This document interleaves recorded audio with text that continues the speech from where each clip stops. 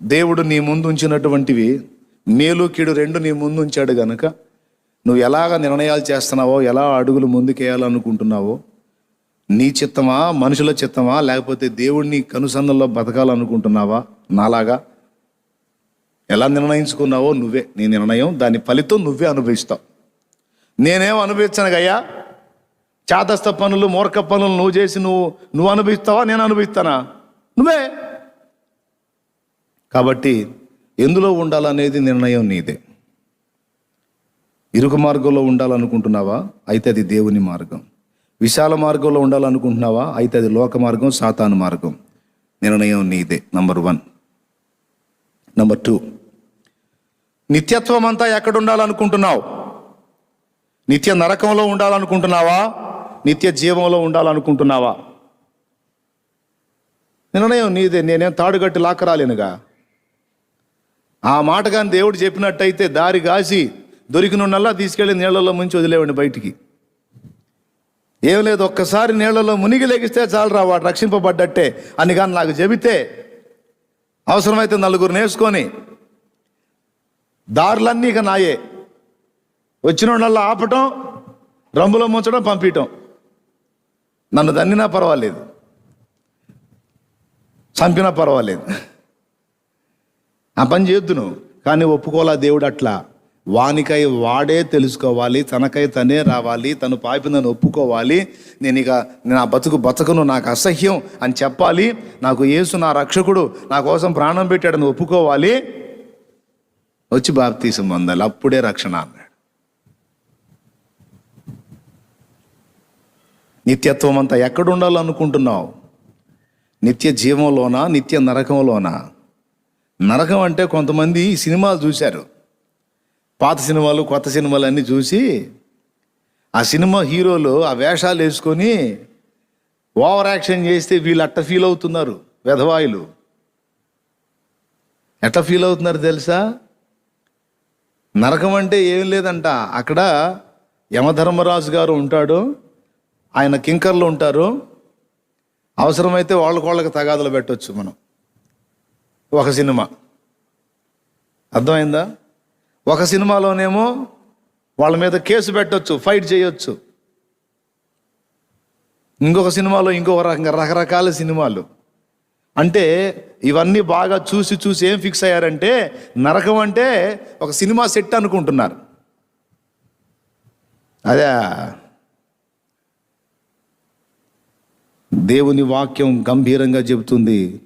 నువ్వు అలానే అనుకోరా, అనుకో, అట్టనే ఫిక్స్ అవు, అలానే అనుకో. నరకమున వారి అగ్ని ఆరదు, పురుగు చావదు అనే భయంకరమైన హెచ్చరిక చేసింది వాక్యం. 10 సంవత్సరాలు బయటపడదామని ఒక దిక్కుకు ఈదితే అంతు దొరకదు.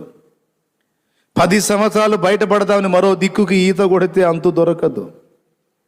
అందులోంచి బయటకు రాలేక, అందులో ఉండలేక, చావలేక, బతకలేక దారుణమైన క్షోభ, అక్కడ ఏడుపును పండ్లు గొరుకుటయు ఉండును అన్నాడు. ఏడుపు. నిత్యం ఏడవాలనుకుంటున్నావా, నిత్యం నవ్వాలనుకుంటున్నావా? నిర్ణయం నీదే. రెండు నీ ముందే పెట్టాడు. ఎంపిక నువ్వే చేసుకోమని నీకే జ్ఞానం ఇచ్చాడు. నిత్యము నవ్వుకునేటువంటి సంతోషకరమైన, ఆనందకరమైన ప్రదేశంలోకి నేను వెళ్ళాలనుకుంటావా? అట్లయితే నువ్వు దేవుణ్ణి హత్తుకో. అప్పుడు దొరికే ఆనందం ఎవడికి కావాలే? ఇప్పుడు దొరికే సంబరాలు నేను ఎందుకు వదిలిపెట్టుకోవాలి? This is my life, my own life, నా సొంత జీవితం. దీనిలో నిర్ణయాలన్నీ నావే. నేను చెప్పనా? యవ్వనో నడమంత్రం, అంత తేలిగ్గా లోబడదది. దానికి పిచ్చి ఎక్కకుండానే ఉండాలి. ఎక్కిందంటే దేవుడు కూడా కనపడ్డావు. తెలుసా? లోక పిచ్చి ఎక్కిందంటే దేవుడు కూడా కనపడ్డావు, దైవజనుడు కూడా కనపడ్డావు. దైవజనుడు కూడా వాడు వీడైపోతాడు, దేవుడు కూడా ఎవడో అయిపోతాడు. యవన మదం అలా ఉంటుంది అన్నమాట. ఎంతో కాలం ఉండదో, గట్టిగా ఒక 3-4 ఏళ్ళు ఉంటుంది. తర్వాత ఇక దాన్ని విరగదీయటం స్టార్ట్ అవుద్ది. అసలు నేను చెప్పేది ఏమైనా అవుతుందా? ఎంతమందికి అర్థం అవుతుంది? ఎటు నుంచో ఎటో పోతున్నట్టుందా, లేకపోతే బండి పట్టాల మీదే ఉందా? కొంచెం మీకు దండం పెడతా, చెప్పండి. నేను అనుమానంగా చూస్తున్నారు ఏది నాకు వెళ్ళి. అర్థం అవుతుందా మీకు?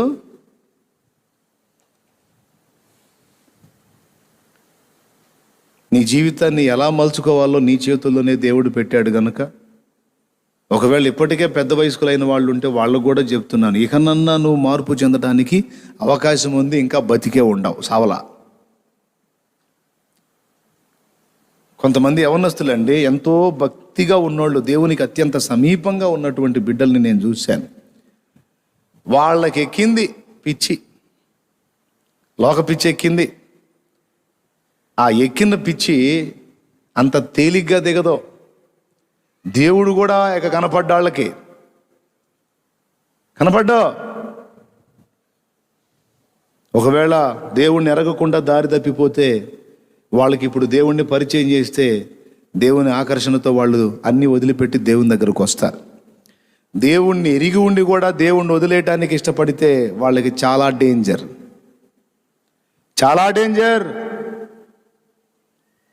కాబట్టి నిత్యత్వం అంతా నువ్వు ఎక్కడ ఉండాలనుకుంటున్నావు? అగ్ని ఆరని, పురుగు చావని, ఏడుపు పండ్లు కొరుకుట అనేది ఉన్న స్థానంలోనా, లేకపోతే నిత్య సంతోషము, నిత్యానందం ఉండేటువంటి స్థలములో ఉండాలనుకుంటున్నావా?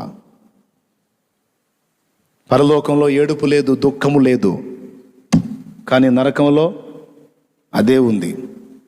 కొంతమంది ఎంత స్పష్టంగా చెప్పు, ఎంత లాజిక్ ఉపయోగించి చెప్పు, అర్రెర్రెర్రెర్రె ఎంత తేలిగ్గా తీసేస్తారో. ఎవరు చూశారులే అబ్బాయి ఎవరు చూశారా, ఏదో చెబుతారు, ఉదర పోషణం భోకృత వేషం అని, ఏదో వాళ్ళు పొట్ట తిప్పల కోసం వాళ్ళు మాట్లాడి చెప్పుకుంటారు అంటాడు ఈ మెట్ట వేదాంతి. వీడు ఒక అపర వేదాంతి లాగా బిల్డప్, ఏదో అన్నీ తెలిసిన సర్వజ్ఞుల్లాగా ఆడు పొట్ట తిప్పల కోసం ఆడు ఏదో చెబుతుంటాడంటే ఇటు చూసేసాడంట ఈ మేధావి. వేదాంత అయిపోయాడు. గుటగుట్లాడేటప్పుడు అర్థమైద్ది. ఎక్కడా మనసులో పండుకొని, అయ్యా పెద్దోడు వచ్చాడు చూడు అంటే,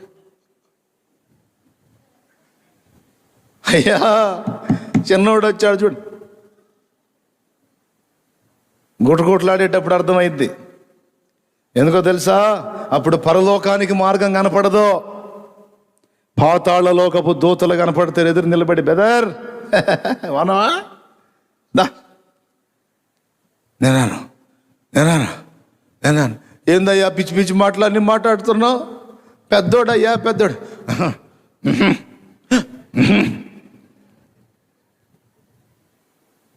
ఈ గుటగుట్లాడక ముందు ఏం మిడివేళం పలుకులు పలికాడో.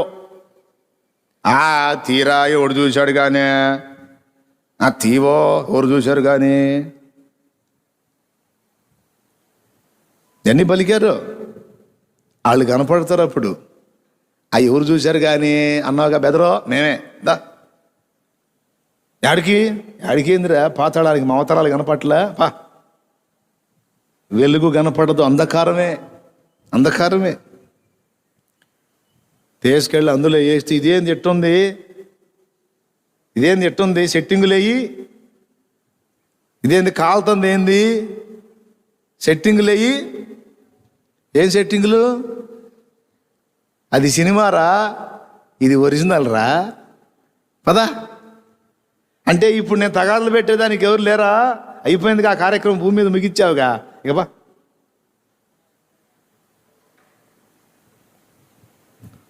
సినిమాలు చూసి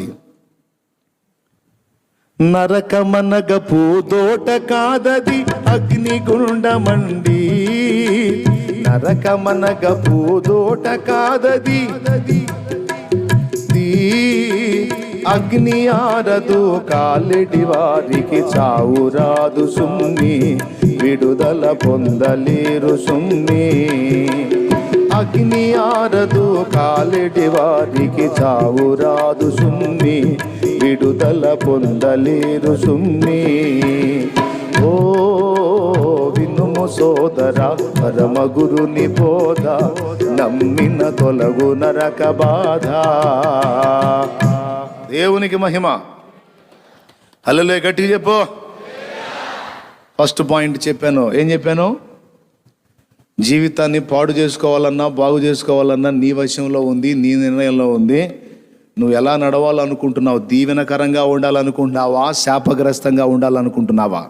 దీవెనకరంగా ఉండాలనుకుంటే దేవుని ఆజ్ఞలను గుర్తించి గైకొను. శపించబడిన అనుభవంలోకి వెళ్ళాలంటే మాటల్ని పక్కన పెట్టి, ఏ మాటల్ని? దేవుని మాటలు పక్కన పెట్టి నీ ఇష్టం వచ్చినట్టు ఊరేగు, నీ నెత్తి కొట్టుకో, ఎట్నో తగలబడు. ఓపెన్గా చెబుతున్నా బ్రదరో, ఏమన్నా అనుకోండి. కాదంటావా? ఆశీర్వాదకరంగా ఉండాలి, దీవెనే పొందాలంటావా?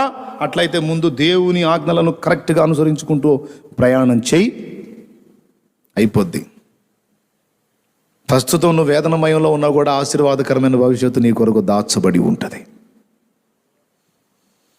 ఒకటి అయిపోయింది.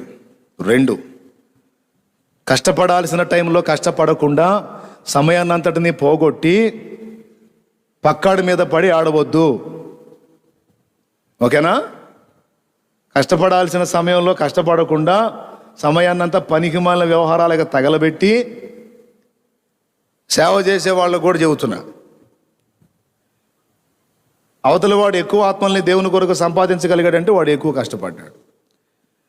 నువ్వు అంతమందిని సంపాదించలేకపోయినావు అంటే నువ్వు అంత కష్టపడలేదు. పడనప్పుడు కష్టపడటానికి ఆలోచన చేసి ఇంకా ఎక్కువ ఆత్మల్ని సంపాదించాలి. కానీ కష్టపడి ఆత్మల్ని సంపాదించిన వాడి మీద చెడ్డ సాక్ష్యాలు, చెడ్డ ప్రచారాలు చేసి వాడి పనిని పాడు చేసే సైతాను పని చేసే ఆలోచన చెయ్యొద్దు.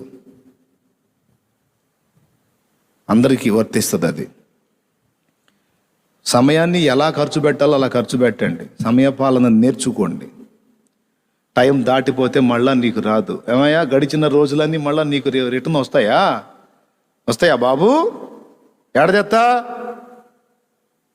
కాబట్టి కాలం ఉండగానే, సమయం ఉండగానే దేవుని కొరకు కష్టపడు. లోకంలో కుటుంబాన్ని బతికించడం కోసం కష్టపడు, తప్పు లేదు. అటు వారికి న్యాయం చేయి, ఇటు సృష్టికర్తకు కూడా న్యాయం చేయి. అలా జాగ్రత్తలు తీసుకోకపోతే చివరికి భ్రష్టు పట్టి దేవుణ్ణి నిందించాడే ఇందాక మనోడు చెప్పబట్టుకొని, అట్లా తయారవుతారనమాట.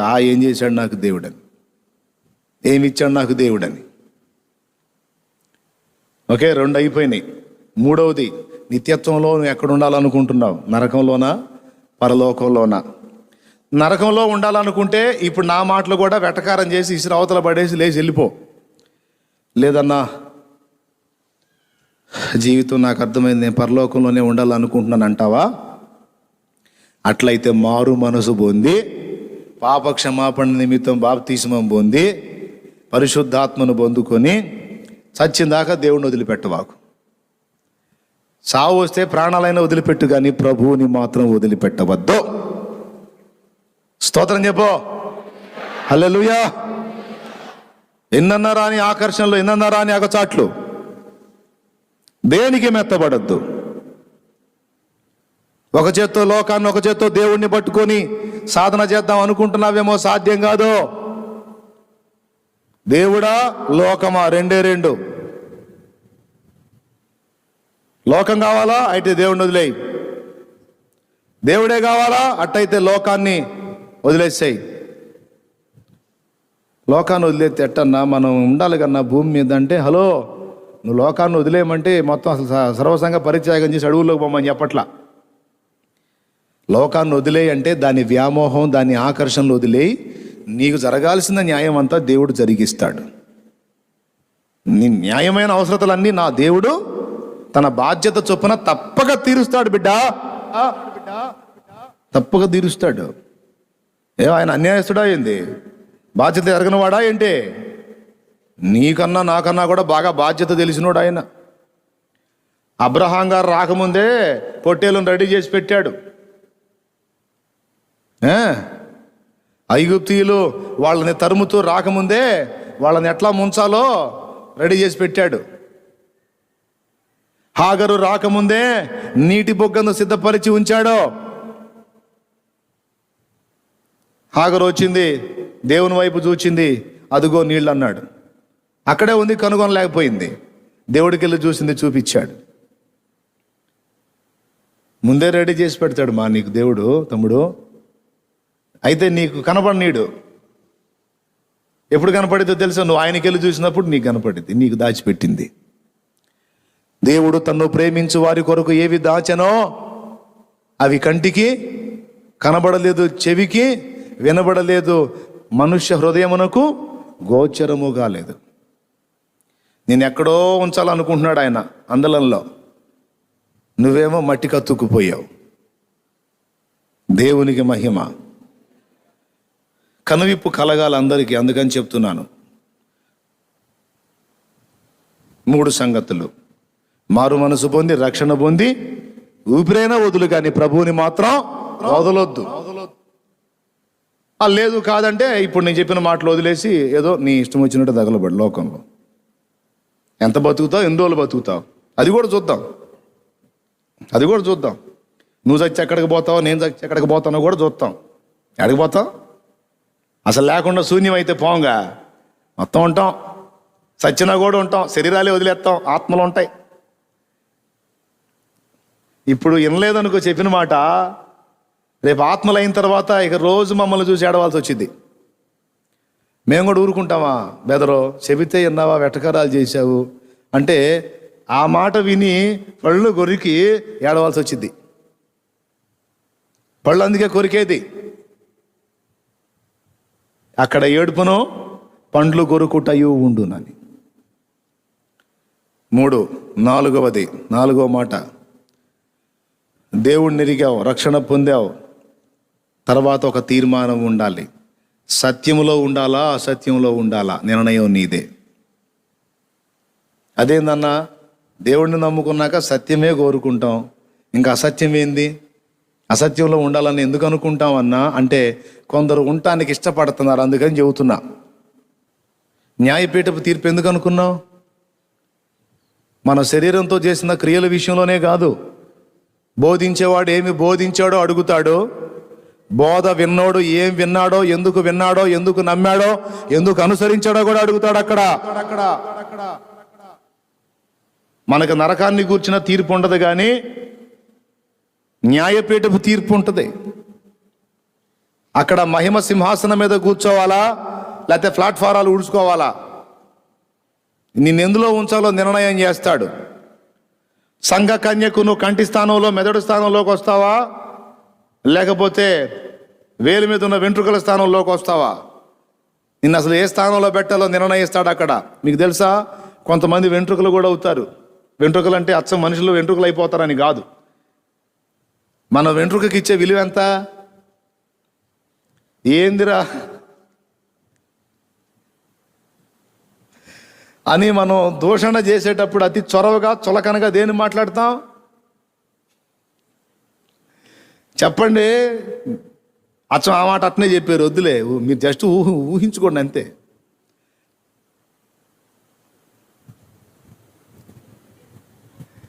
దేని కదా? అట్లాగా ఇప్పుడు గోరుకి వేలుకి ఒకే విలువ ఉంటుందా? వేలు వేరు, గోరు వేరు. గోరు కట్ అయితే మళ్ళీ వచ్చింది, వేలు పోతే అది. కాబట్టి వేలు విలువ వేలుది, గోరు విలువ గోరుది. దీనికి ఎక్కువ ఘనత ఉంది, దీనికి తక్కువ ఘనత ఉంది. అంటే ప్రజెంట్ అన్ని అవసరమేలే. ఇప్పుడు చేయి తగిలితే మనం సారీ చెప్పినా ఓ పద్ధతి ఉంటుంది, ఏం ఫీల్ కారు. చేయి తగిలిందనుకో, సారీ బ్రదర్ చూడలేదు. కాలు తగిలిందనుకో ఎగాదిగా చూస్తాడు. అది కూడా శరీరంలో అవయవేగా. చేయి తగిలితే ఫీల్ కానోడు కాలు తగిలితే ఎందుకు ఫీల్ అయ్యాడు? ఇప్పుడు ఇట్లా నాయన ఇట్లా అన్నా ఏం ఫీల్ కాడు? ఏమైనా ఫీలింగ్ ఉందా? అటువో ఇప్పుడు కాలుతో అట్ట ఊరుకుంటాడా? పాపం వాడు బలహీనంగా ఉన్నా నాకెళ్ళి ఎగాదిగా చూసి దుర్మార్గుడు నీకు జిక్కానని ఇట్లా చేస్తావంట్రా అని మావాడలే. అందుకని అనుకుంటాడు అనుకోడు నన్ను, కాలు తగిలితే ఊరుకోడు. అదేంది అసలు? ఇంకా చెప్పాలంటే పర్సనాలిటీలో చెయ్యి ఎక్కువ కాలు ఎక్కువ.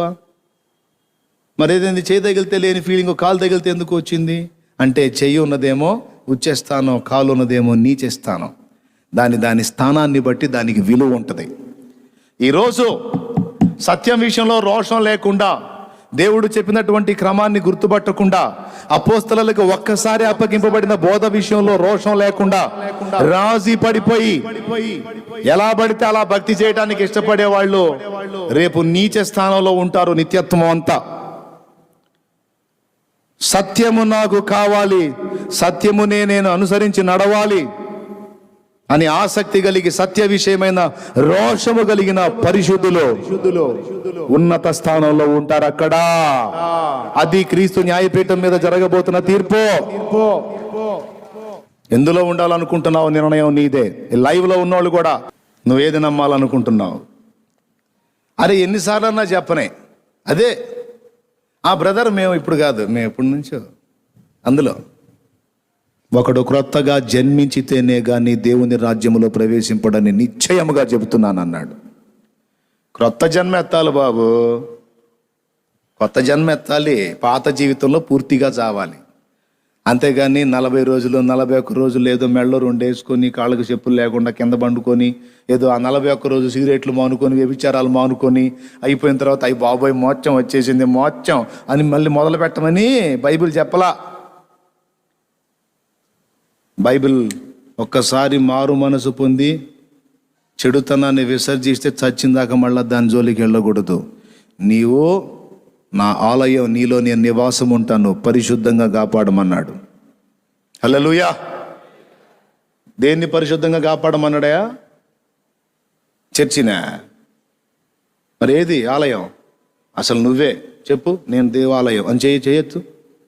నువ్వే నీ దేహాన్ని నువ్వు పరిశుద్ధంగా ఎందుకు కాపాడాలి అంటే, ఎందుకు కాపాడాలి నీ దేహాన్ని నువ్వు పరిశుద్ధంగా? నువ్వు దేవుని ఆలయం కనుక. ఎవరు చెప్పారు 41 రోజు మానుకుంటే ఇంక తర్వాత పర్వాలేదని చెప్పారా? అరే రే రే రే, ఇదేం విచిత్రమైన పోకడా, ఇదేం బోధ? అపోస్తలులు చెప్పారా? మరి చెప్పని బోధను ఎందుకు తీసుకొచ్చి దాన్ని హైలైట్ చేస్తున్నారు? అది లోకంలో అన్యుడిగా నేను చేసిన పని. ఇదే పని నేడు క్రైస్తవ సంఘంలో కొంతమంది చేస్తూ ఉన్నారు. ఆలోచించాలి, వివేచించుకోవాలి, నిర్ణయం చేసుకోవాలి. దేవుని ముందు మోకాళ్ళు ఉనాలి, దేవుణ్ణి అడగాలి. ఏమీ తెలియని వాడిని ప్రభువా, ఏది సత్యమో ఏది అసత్యమో ఎరుగని స్థితిలో ఉన్నాను ప్రభువా, నాకు సత్యం ఏదో బయలుపరచు, సత్య సంబంధులు ఎవరో బయలుపరచమని మోకాళ్ళుని దేవుణ్ణి అడిగి ఆ వ్యక్తిని నీకు చూపిస్తే తప్పనిసరిగా నువ్వు వెళ్ళి ఆ వ్యక్తిని అనుసరించాలి. ఆ వ్యక్తి వాక్యానుసారమైన క్రమాన్ని బోధిస్తూ ఉంటే, ఆ క్రమంలో నడుచుకుంటూ ఉంటే తప్పనిసరిగా నువ్వు అతన్ని అనుసరించాలి. సర్వసత్యంలోకి రాకుండా, ఆత్మీయ ప్రగతి పొందకుండా, ఆత్మశక్తి చేత నింపబడి ఎదుటి ఆత్మల్ని ప్రభావితం చేసే భక్తి నేర్చుకోకుండా సంవత్సరాలు గడిచిపోయేటట్టు చేసుకుంటావో, లేకపోతే ఇస్సిర అవతల పడేసి మార్పు చెంది సత్య సంబంధమైన సహవాసాన్ని చూసుకొని వెంబడిస్తావో, నిర్ణయం నీదే.